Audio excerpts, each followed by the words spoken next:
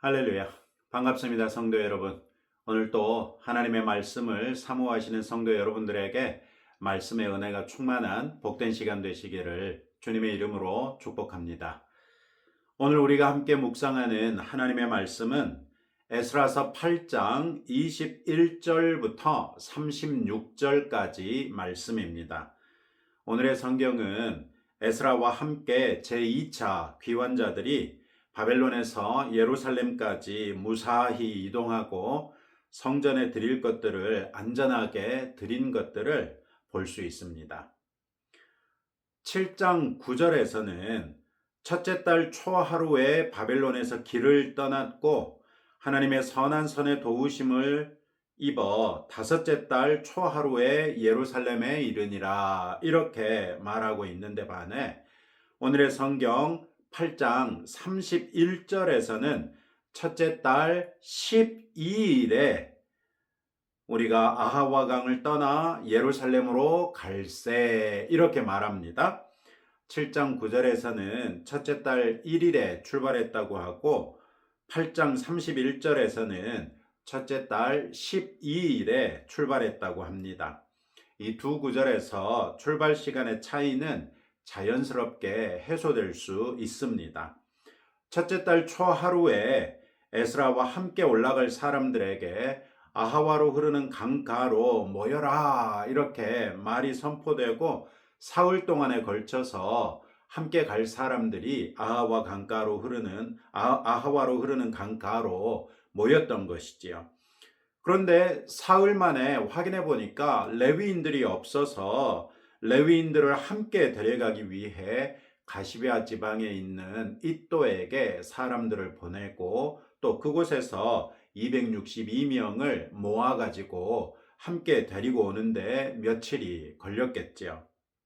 그렇게 해서 다 모아가지고 이제 출발하기 전에 오늘의 성경 21절에서 말씀하고 있는 것처럼 에스라가 금식을 선포하고 함께 금식 기도를 하지요. 그리고 이렇게 금식 기도까지 다 마치고 이제 아하와로 흐르는 그 강가에서부터 예루살렘으로 출발한 것이 12일이 되는 것이지요. 이처럼 2차 귀환자들은 첫째 날 초하루에 바벨론 전역에서부터 모이기 시작해서 12일에 아하와로 흐르는 강가에서 출발하여 4개월째인 다섯째 달 초하루에 예루살렘에 도착했던 것이죠. 에스라는 자신이 금식을 선포했던 이유를 매우 솔직하게 언급합니다. 21절에서 그는 두 가지 이유로 하나님 앞에서 스스로 겸비하는 것과 안전한 여행을 말하고 있습니다. 이 두 가지를 금식하면서까지 강구할 수밖에 없었던 것은 에스라가 아닥사스다 왕에게 일전에 미리 말했던 것 때문이었습니다. 22절 말씀을 보시면 에스라는 이미 왕에게 우리 하나님의 손은 자기를 찾는 모든 자에게 선을 베푸시고 자기를 배반하는 모든 자에게는 권능과 진노를 내리신다라고 말을 해버렸던 적이 있다는 것이죠. 그리고 이 말 때문에 에스라는 왕에게 자신들을 적군으로부터 보호하고 도와줄 수 있도록 보병과 마병을 요청하기가 부끄러웠다고 고백합니다. 느헤미야가 귀환할 때는 왕에게 요청해서 군대의 보호를 받고 예루살렘까지 이동했던 것과는 상당히 차이가 있죠. 결국 에스라는 자기의 이름처럼 하나님께서 도우시기를 의지하며 왕에게 도움 요청하는 것을 포기했던 것입니다. 동시에 하나님을 의지하는 것이 자신들의 교만이 아니어야 한다고 경계하기도 했다는 것을 알 수 있습니다. 겸비했다라고 말하죠. 하나님을 의지하는 것이 어떻게 교만이 될 수 있는지 의아하게 생각하실 수 있습니다.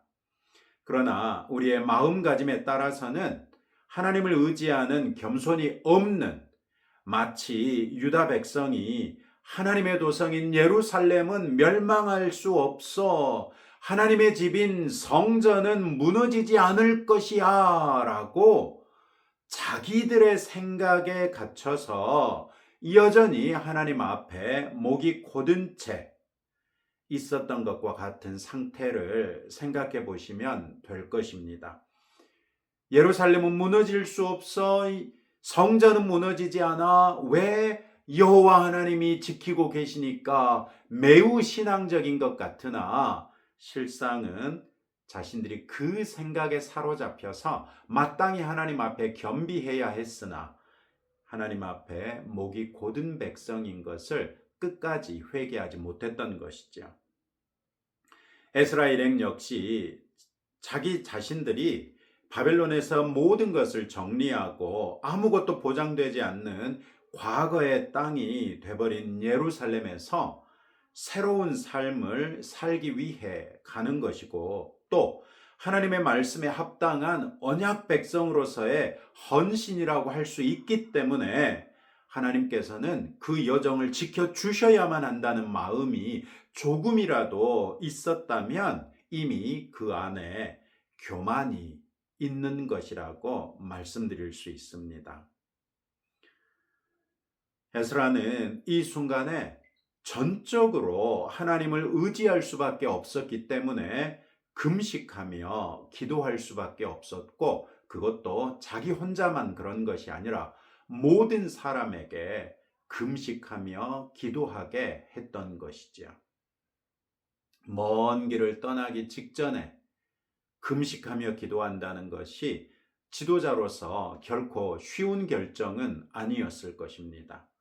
그럼에도 불구하고 에스라는 금식하며 기도하지 않고는 출발할 수 없을 정도로 스스로 비웠고, 그 비운 가운데 하나님의 도우심을 간절하게 구했습니다.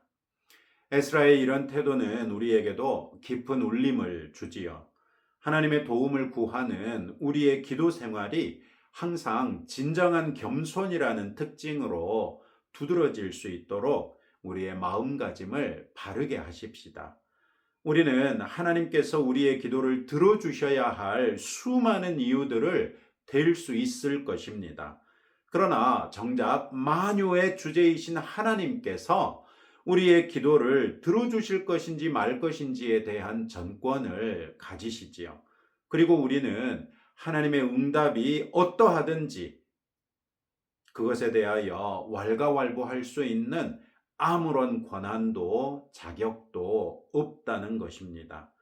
그렇게 우리는 기도자로서 전적 무능, 전적 무지, 전적 자기 부인으로서 하나님의 도움만을 구하는 전적 겸손으로 하나님 앞에 서야 한다는 것입니다.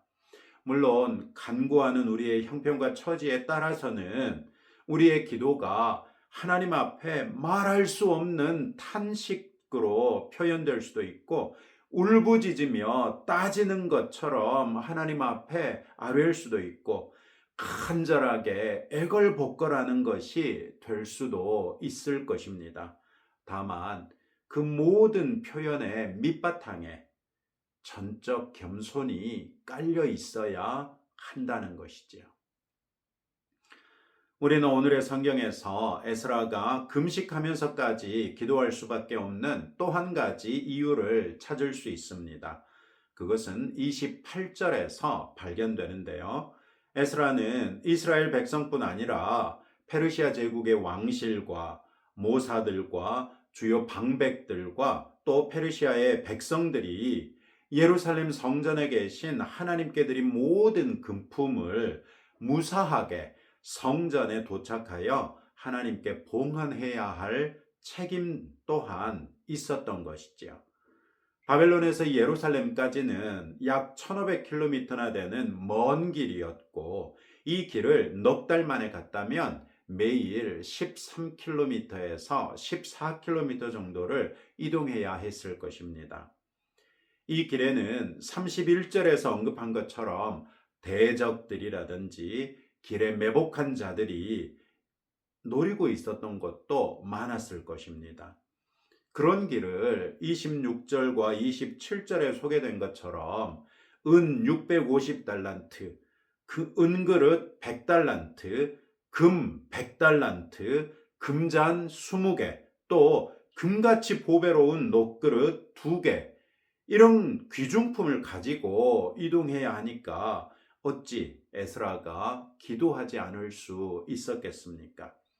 에스라는 결과적으로 23절에서 기도에 대하여 23절에서는 자기들이 기도했던 것에 대하여 그의 응낙하심을 입었느니라, 즉 하나님께서 응답하셨다고 말했고, 31절에서는 좀 더 구체적으로 우리 하나님의 손이 우리를 도우사 대적과 길에 매복한 자의 손에서 건지신지라 이렇게 말하지요. 이들은 기도했던 대로 하나님께서 도우셔서 예루살렘에 무사히 도착하여 예루살렘 성전의 제사장들과 레위 사람들에게 모든 것을 세고 달아서 총량을 무사히 넘겨 하나님께 봉헌했습니다. 24절은 에스라가 봉헌물을 지킬 책임을 제사장의 우두머리들 중 12명 곧 세레비야와 하사비야와 그의 형제 10명에게 맡겼다고 합니다. 이 구절을 보면 제사장의 우두머리들, 즉 세레비야와 하사비야와 그의 형제 10명 이렇게 읽히지요. 그런데 어제 살폈던 8장 18절 말씀에 따르면 세레비야와 하사비야 등은 제사장이 아니라 레위인들이었죠.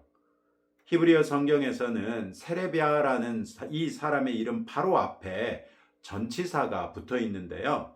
이 전치사는 즉 혹은 곧, 그러니까 오늘의 성경이 번역한 것처럼 즉 혹은 곧으로 해석될 수 있는 동격의 의미가 있는가 하면 그 외에도 이런 의미로도 해석될 수 있습니다. 따라서 24절은 제사장의 우두머리들 중 12명, 그 외에 세레비야와 하사비야와 그의 형제 10명에게 맡겼다고 해석하는 것이 좋았을 것입니다. 그렇다면 제사장 12명과 레위인 12명, 각각 12명씩 총 24명이 모든 봉헌물의 운반과 인수인계의 책임을 진 것으로 볼 수 있겠지요. 에스라는 이들에게 봉헌물을 책임지우면서 너희는 여호와께 거룩한 자요, 이 그릇들도 거룩하고 그 은과 금은 너희 조상들의 하나님 여호와께 즐거이 드린 예물이니 이렇게 말합니다. 즉 하나님께 봉헌된 것들은 다 거룩한 것들이니 마땅히 거룩한 사람들이 맡아야 한다는 것입니다. 이것은 매우 간단한 원리를 우리에게 제시해 주지요.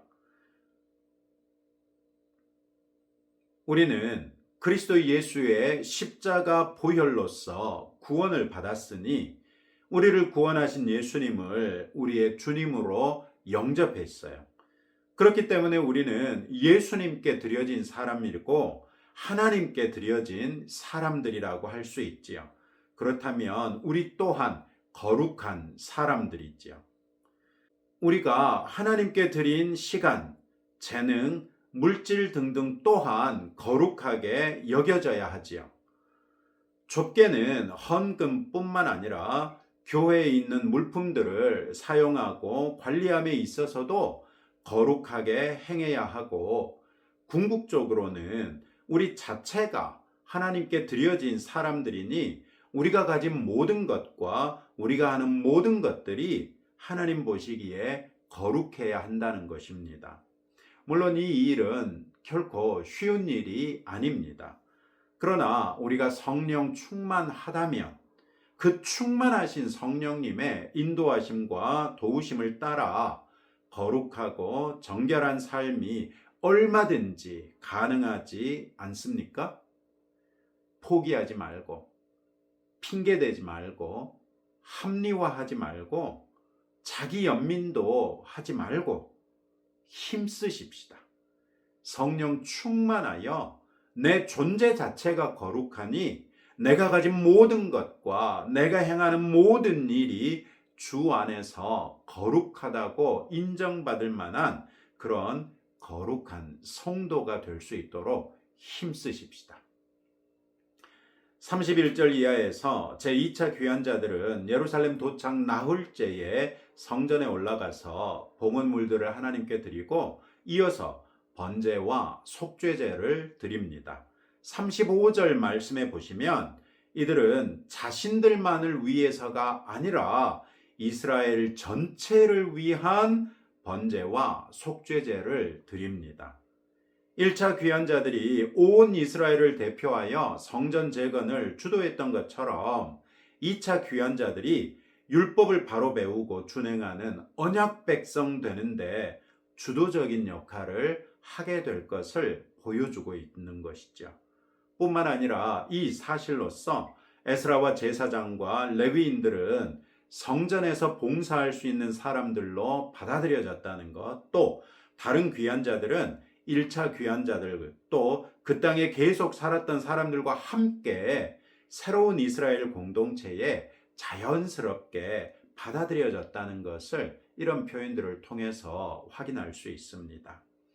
또 36절에서는 무리가 왕의 조서를 왕의 총독들과 유프라테스 강 건너편 총독들에게 넘겨주었다고 하지요.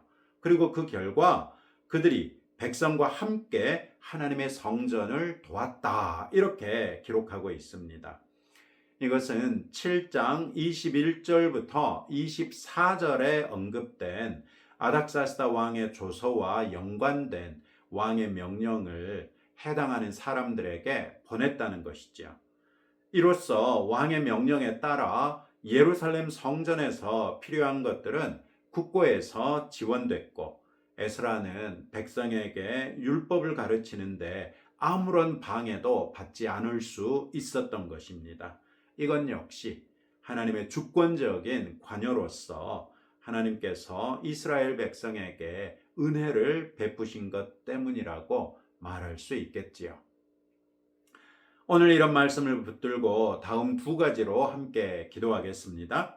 하나님께 기도드릴 때 전적인 자기 부인과 전적인 겸비로서 하나님의 긍휼과 자비를 구하는 성도가 되도록 기도하시고 우리가 이미 그리스도 예수 안에서 거룩한 사람들이 됐으니 성령 충만하여 우리의 삶과 소유와 행위가 주 앞에 온전히 거룩해질 수 있도록 함께 기도하겠습니다. 하나님 아버지 감사합니다. 오늘 그 먼 길을 아버지 하나님의 보호하심 가운데 그 많은 무리들이 그토록 귀중한 것들을 가지고 무사히 도착할 수 있게 된 것을 확인할 수 있습니다. 그래서 이들이 마침내 그 땅에 가서 하나님의 율법을 바로 세우고 율법 앞에 거룩하고 정결한 백성으로서 새롭게 세워지게 되는 것을 이제 우리가 살필 수 있게 됐습니다. 하나님 아버지, 오늘의 말씀을 통하여 우리에게도 권면하신 것처럼 하나님께 기도드리는 사람으로서 전적인 자기 부인과 전적인 겸비로서 오직 하나님의 긍휼과 자비를 구하는 겸손한 성도 되게 하옵소서. 주님, 우리의 기도 생활이 조금의 교만도 담기지 아니하므로 아버지 하나님의 뜻이 우리의 기도를 통하여 이루어지게 하옵소서. 우리가 이미 그리스도 예수 안에서 거룩한 사람들이 됐사오니 오늘의 주신 말씀을 따라 우리가 성령 충만함으로 우리의 삶과 소유와 모든 행위가 주 앞에 온전히 거룩한 주의 자녀 되게 하옵소서. 예수님 이름으로 기도합니다. 아멘. 네, 오늘 받은 말씀대로 오늘 하루도 성령 충만한 하루 될 수 있도록 주님의 도우심을 기대하고 또 기도하면서 승리하시는 하루 되시기를 주님의 이름으로 축복합니다.